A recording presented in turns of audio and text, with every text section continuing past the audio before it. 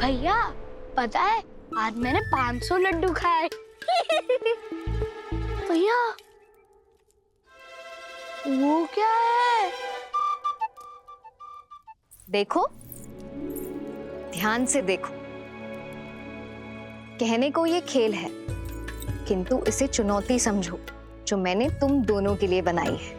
इसके हर एक ओर में सृष्टि का निर्माण करते पंच तत्वों में से एक तत्व है जो अभी थोड़े से अव्यवस्थित है। अब तुम दोनों के लिए चुनौती ये है कि इसे पुनः ऐसे लगाओ कि ये व्यवस्थित हो जाए और संतुलित भी हो जाए।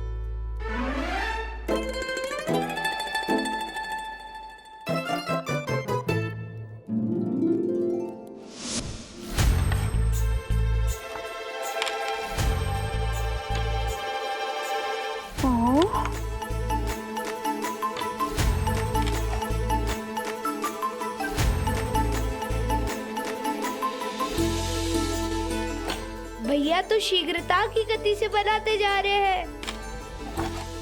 मेरी बुद्धि मेरी सहायता नहीं कर रही।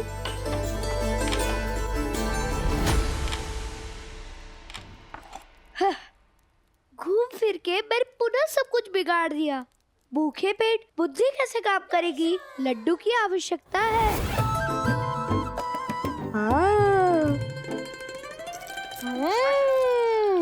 गणेश का मीठा प्रेम उसके भोजन को असंतुलित कर रहा है। केवल मीठा खाता है, भोजन करता ही नहीं। गणेश, लड्डुओं से ध्यान हटाओ, चुनौती पर ध्यान दो। रखो लड्डू।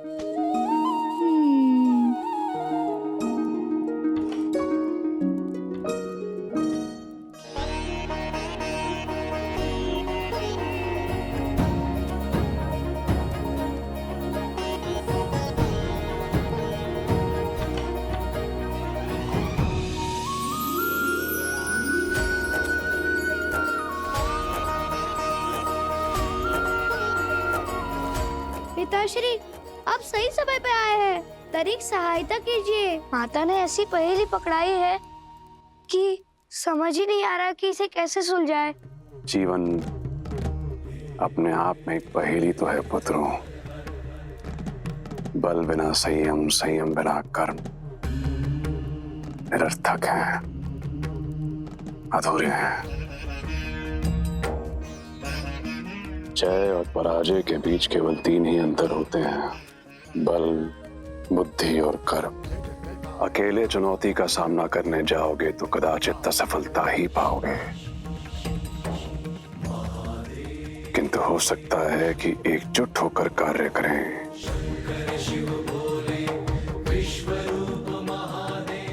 तो सफलता मिल जाए।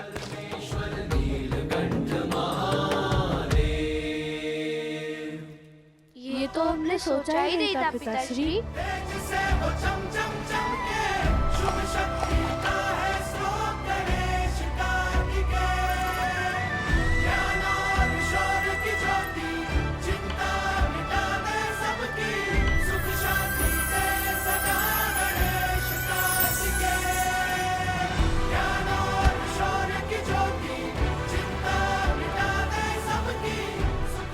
हमने मिलकर दोनों सुलझा लिए माता। साथ मिलकर किया तो सरलता से सुलझ गया। जैसे तुम दोनों ने मिलजुल कर प्रेम और उल्लास के साथ ये कार्य किया है, मेरे मन में हर्ष के साथ साथ गौरव की अनुभूति भी हो रही है। वैसे मैं आशा करती हूँ तुम दोनों को ये बात समझ आ गई कि संसार में ऐसी कोई चुनौती नहीं जो गणेश और कार्तिकेय मिलकर ना सुलझा सके। अब जाओ, बाहर जाकर खेलो। जी माता। चलो गणेश, तुम्हारे लिए एक नया खेल सोचा है मैंने। आज इतनी बुद्धि खर्च की है कि बहुत थक गया हूँ। जाते वक्त गधा की सवारी मिल जाती तो अच्छा था। गणेश चलो।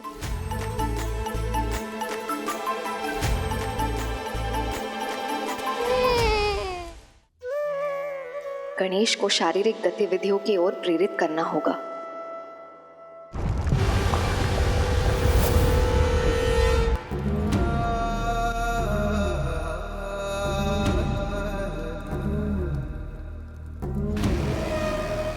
ये सब कुछ हो रहा है उस व्यक्ति के लिए जो केवल और केवल अपने सिंहासन का भोगी है। लालसा ने उसके मन को भ्रष्ट कर दिया है। जब तक हम उसे दबोचेंगे नहीं, यही सब होता रहेगा। हमें इंद्र को समाप्त कर देना चाहिए। और इससे होगा क्या सुरकदम? इंद्र एक उपाधि है, एक पद है। ये त्रिमूर्ति किसी और को इंद्र घोषित कर देंगे। तो अपने हाथों में हाथ रखकर हम चुप बैठे रहे?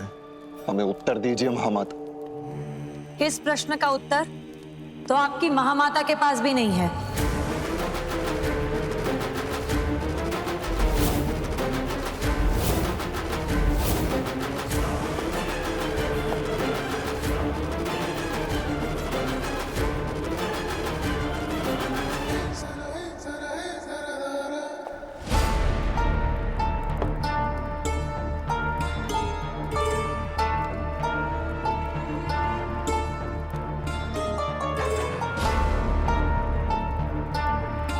आप सबसे क्षमा चाहती हूँ।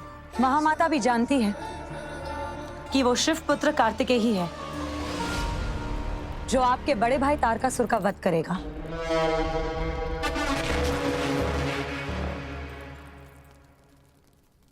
कितने स्मारक सजाएंगी महामाता?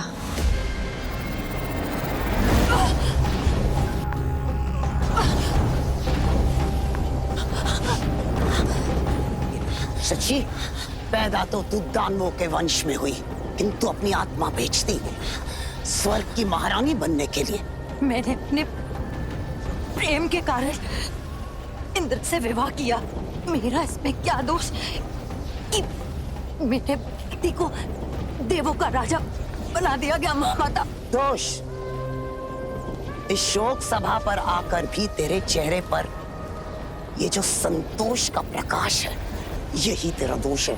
यदि आपकी पराजय में मेरी रुचि होती तो मैं आपको यहाँ ये बताने क्यों आई महामाता कि आपके प्रथम शत्रु शिव परिवार यदि एक हो गए तो आपको हानि हो सकती है। तुझ पर विश्वास नहीं है मुझे। कारागार में डालो इसे। शूलपदम, तुम्हें कालके का प्रतिशोध चाहिए था। जा राख कर दो दक्षिणावर्त को और इंद्र को एक साधारण बंदी बनाकर राजपथ पर घसीटते हुए लेकर आओ। प्रभु, प्रभु, प्रणाम। कोई संकट आता दिखाई दे रहा है प्रभु। मैंने सहस्त्रों पश्चात सुने प्रभु, जैसे कोई बहुत बड़ी सेना हमारी ओर बढ़ रही हो।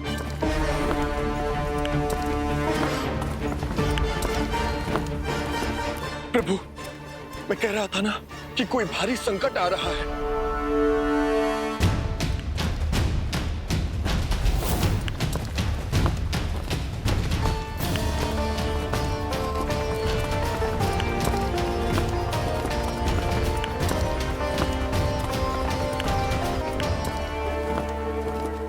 तो साहस तो देखो, मेरे प्रभु के निवास पर आक्रमण करने चले हैं। आ जाओ।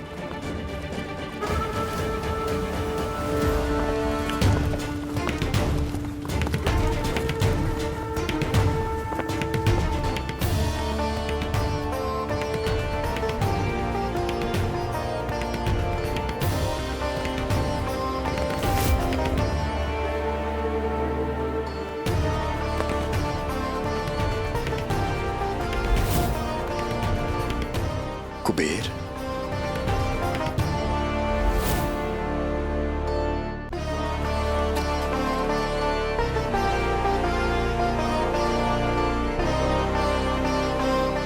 महादेव और माता पार्वती को कुबेर का प्रणाम।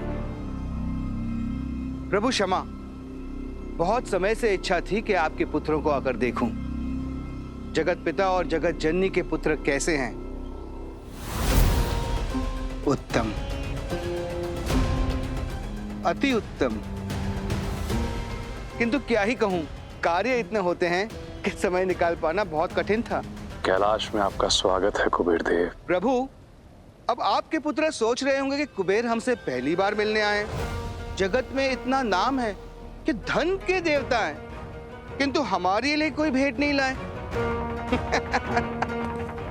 पुत्रों, अब कुबेर कोई ऐसी वैसी भेंट तो नहीं ला सकता ना।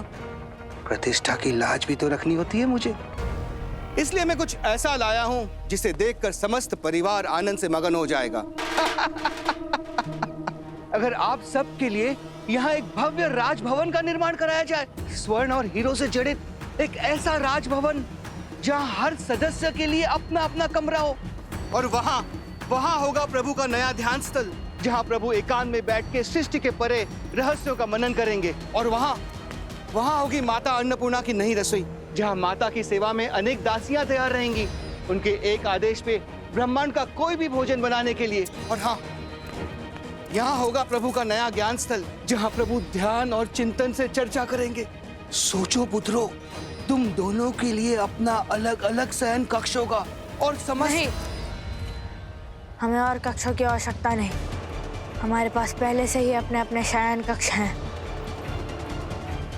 और हम उनसे प्रसन्न हैं।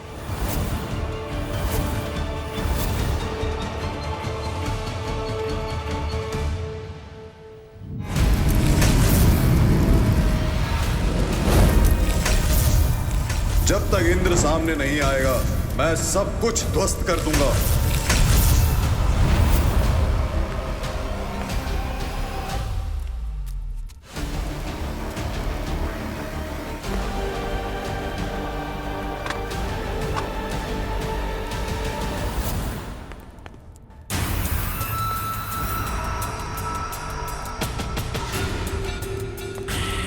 वज्र दक्षिणा मूर्ति शिव मंदिर में रखा है।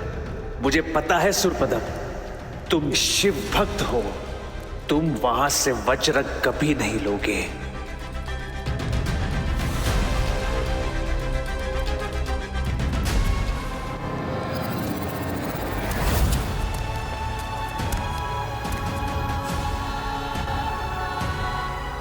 ताड़कासुर का विनाश यदि सुनिश्चित करना है तो मुझे समर्पण करना होगा।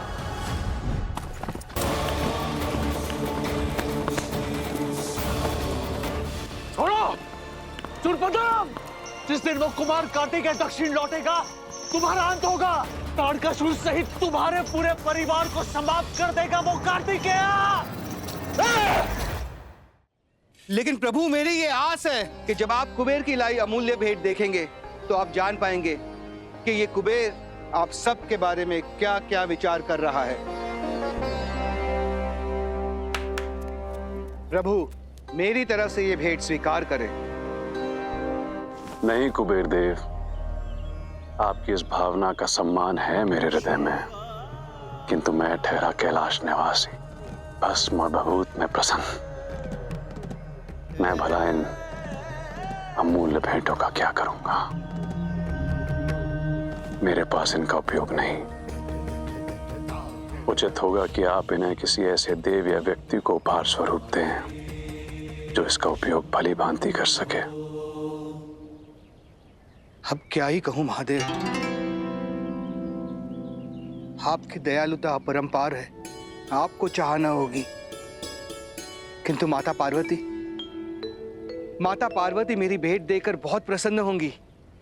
नहीं कुबेर देव, बहुत बहुत आभार आपका, किंतु मैं तो अपने स्वामी और संतानों में इतनी प्रसन्न हूं कि मुझे किसी और प्रसन्नता की आवश्यकता ही नहीं। मेरी प्रसन्नता मेरे संसार में छिपी है और मेरा संसार मेरा परिवार है। अब क्या ही कहूं, आप ना सही, किंतु गणेश जी को मेरा उपहार बहुत अच्छा लगेगा। वो मना। अब क्या ही कहूँ कुबेर देव, हमें भी ऐसा उपहार नहीं चाहिए। हमारे माता पिता हम में प्रसन्न हैं और हम उनमें। उन्हें कुछ नहीं चाहिए और हमारी आवश्यकता और हमारी इच्छाओं की पूर्ति हमारे माता पिता कर देते हैं, तो हम आपसे कैसे कुछ ले सकते हैं? प्रभु, इतनी प्रार्थना तो स्वीकार करें कि आपके पुत्रों को कुबेर नगरी अलकापुरी भेज दें।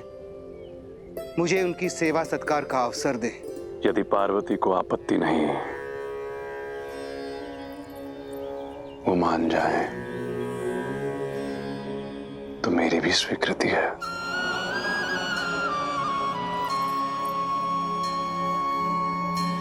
जैसे आपकी इच्छा। मेरे पुत्र आपके अतिथि बनकर अवश्य आएंगे। आभार। विजया, सब कुछ बहुत ध्यान से मानना। कार्तिकेय को हर कहीं का भोजन नहीं भाता। बेचारा मेरा कुमार किसी से कहेगा भी नहीं। कुछ ना कुछ ऐसा बांधना जिससे उसकी भूख शांत हो जाए। बाता, मेरे लिए कुछ बात दो या ना बात दो, किंतु लड्डू तो अवश्य बांध दीजिएगा। मैं उससे ही अपना संतोष कर लूंगा। गणेश, दिखा तो ऐसे रहे हो जैसे बड़ी विवशता में तुम लड्डुओं का सेवन करते हो। अपने ही स्वाद के दास बनते जा रहे हो पुत्र। माता, आप मेरी व्यवस्था को समझ नहीं रहे हैं। माना कि हम लोग भोग पर जा रहे हैं, किंतु आपको भी पता है ना, आपके हाथ के बने लड्डू से ही तो आपके पुत्र की भूख शांत होती है। जानते हैं कि बिना लड्डू के आप मानेंगे ही नहीं। हाँ, लड्डू। इसीलिए आपके स्वाद का प्रबंध हमने पहले ही कर दिया है।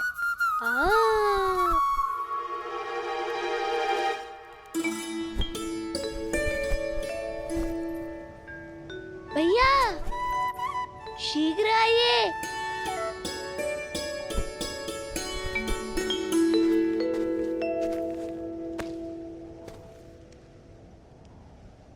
महादेव, ये दोनों पहली बार अकेले जा रहे हैं। घर से दूर, हमसे दूर।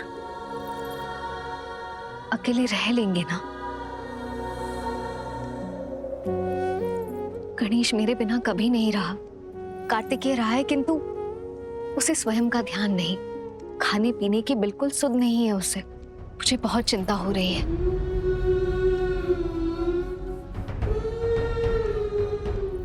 ये सारे मेरे लड्डू है भैया। अच्छा, लाओ इधर।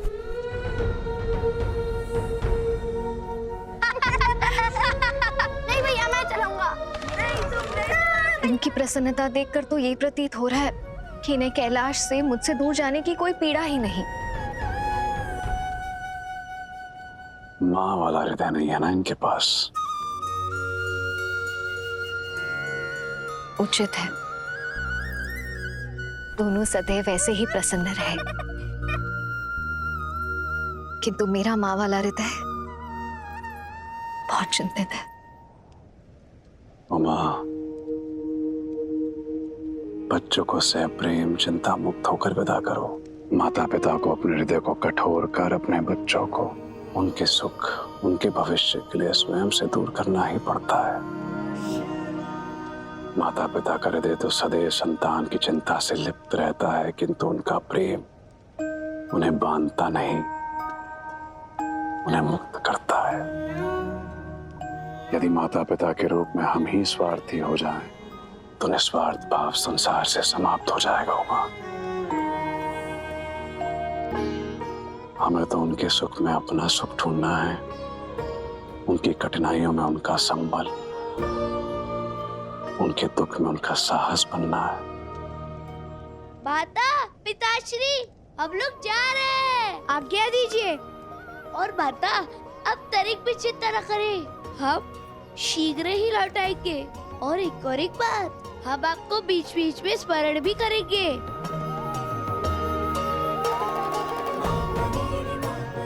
चलिए भैया, चलो।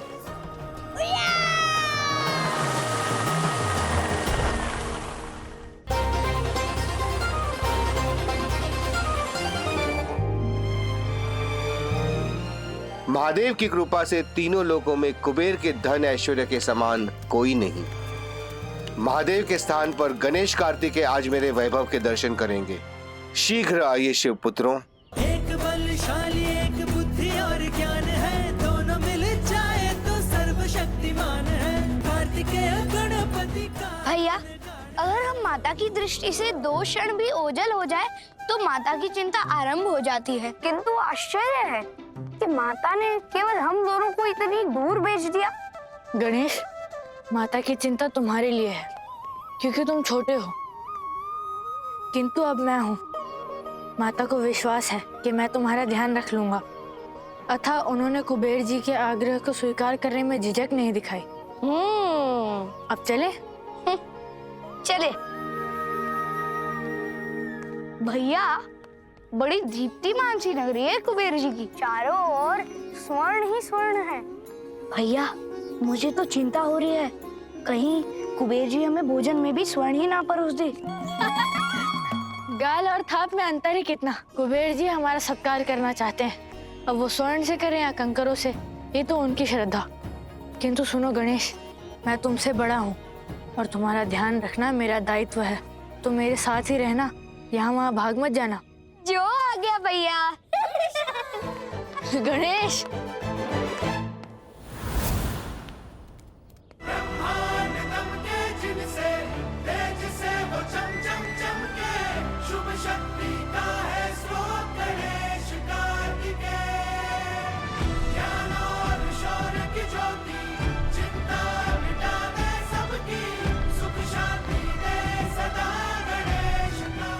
पधारिए।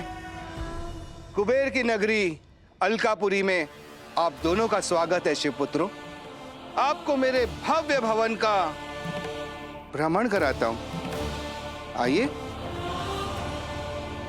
इस भवन का निर्माण स्वर्ण और बहुमूल्य मोतियों से किया गया है। मुझे पता है कि आपके मन में प्रश्न उठ रहे होंगे कि इस भवन के निर्माण में इतना सुंदर, मुझसे तो कुछ साधारण सोचा भी नहीं जाता। सब भव्य, सब विशाल, और केवल ये भवन के लिए नहीं, मेरी तो सोच ही ऐसी है कि कोई सोच ही ना पाए।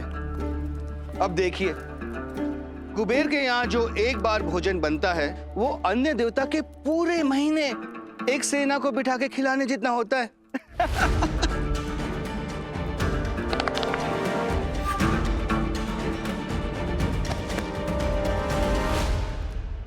आइए।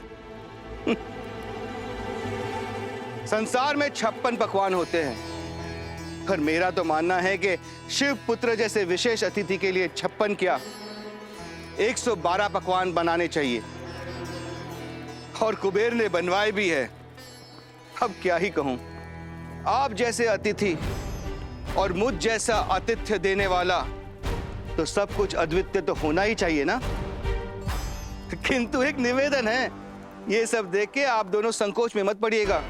वो क्या है ना, कई बार बड़े बड़े देव मेरा वैभव देखे कुंठा से ग्रसित हो जाते हैं।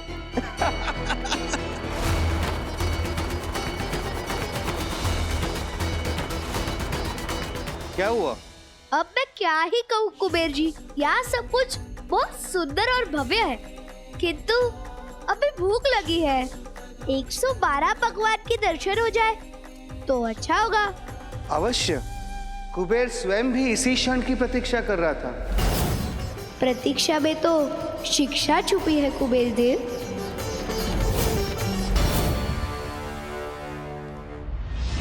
जो धन केवल संग्रह करता है, बांटता नहीं, उसके पास अंत में धन नहीं बचता। धन तभी शुभ है जब उसे लोगों के भले के लिए उपयोग किया जाए। संग्रह नहीं, प्रवाह ही जीवन को संपन्न बनाता है। जैसे मेरे पिता के ऊपर स्थित गंगा, वह सदा लोक कल्याण के लिए बहती रहती है।